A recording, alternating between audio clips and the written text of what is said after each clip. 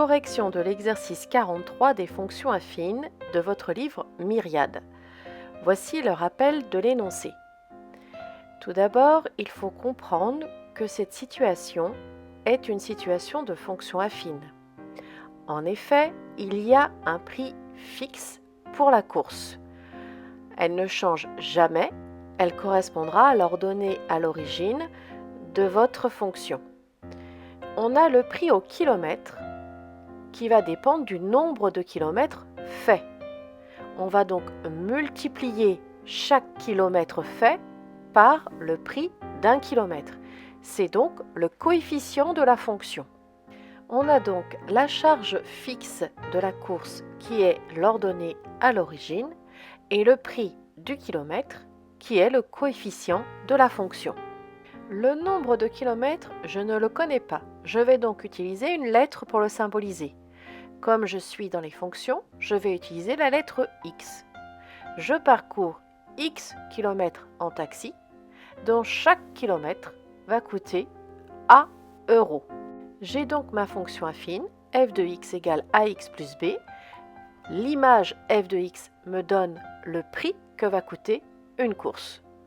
Si je fais 20 km, je paye 59 euros. Si je fais 45 km, je vais payer 114 euros. Le nombre de kilomètres qui est représenté par x est remplacé ici par 20 et 45. Ce qui veut dire que l'image de 20 est 59 et l'image de 45 est 114. En utilisant la notation des fonctions, on a f de 20 égale 59, f de 45 égale 114. 20, c'est pour 20 km et f de 20, c'est le prix pour 20 km, c'est-à-dire 59 euros. 45, c'est pour 45 km et donc f de 45, ça me donne 114 euros. Revenons à la rédaction, j'ai donc f de 20 égale 59, f de 45 égale 114 et je vais donc calculer mon coefficient. Je me rappelle que je ne dois pas retrouver la formule du coefficient, juste l'appliquer. Je vais donc faire la différence des y divisée par la différence des x.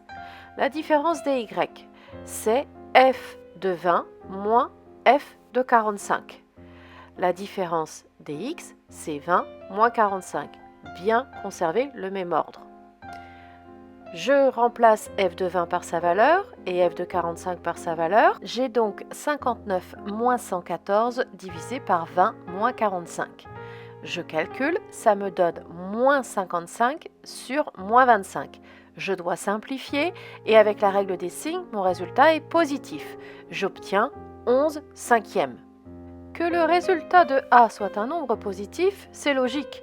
Je me rappelle qu'une fonction dont le coefficient est positif est une fonction croissante.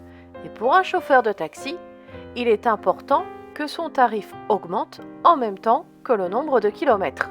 Je n'ai pas terminé. Je dois maintenant calculer la valeur de B, l'ordonnée à l'origine. Je commence par exprimer ma fonction en remplaçant le A par sa valeur. f de x est égal à 11 cinquièmes de x plus b. Puis, je prends un nombre et son image. Ici, j'ai choisi de prendre f de 20 égale 59. J'ai choisi de prendre le nombre 20 qui devient 59. Dans mon expression f de x égale 11 cinquièmes de x plus b, mon 20 va prendre la valeur du x. Donc à la place de x, j'écris 20. J'ai donc 11 cinquièmes fois 20 plus b, que je cherche, égale 59, puisque le résultat du calcul doit me donner 59. Je suis donc sur une équation. Je calcule 11 cinquièmes fois 20, ça me donne 44. 44 plus b égale 59 et je trouve b égale 15.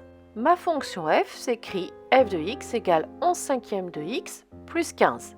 Pour la dernière question, pour connaître le prix d'une course de 57 km, le nombre de kilomètres représenté par x est maintenant remplacé par 57. Je dois juste faire un calcul d'image. Je reprends l'expression de ma fonction et je remplace x par 57. J'ai donc 11 cinquièmes fois 57 plus 15 et je trouve 140,4. N'oubliez pas votre phrase réponse dans laquelle le résultat sera écrit 140,40. Quand on donne un prix, le 0 des centièmes n'est plus inutile, il est indispensable. Pour calculer le A, vous auriez pu faire f de 45 moins f de 20 sur 45 moins 20. Car, comme je vous l'ai dit dans la vidéo, dans le cours, les deux calculs donnent le même résultat. Vous avez deux façons différentes de faire le calcul du coefficient. Bilan de l'exercice, vous devez avoir retenu que pour trouver le coefficient d'une fonction, on utilise la formule du cours directement, qu'il y a deux façons différentes de calculer ce coefficient, que pour trouver l'ordonnée à l'origine, vous devez faire une équation et vous devez parfaitement maîtriser le vocabulaire de calcul d'image et le calcul d'antécédent qui n'a pas été traité ici, mais qui le sera peut-être dans d'autres exercices. Maintenant que tout est clair, vous pouvez passer à l'exercice suivant.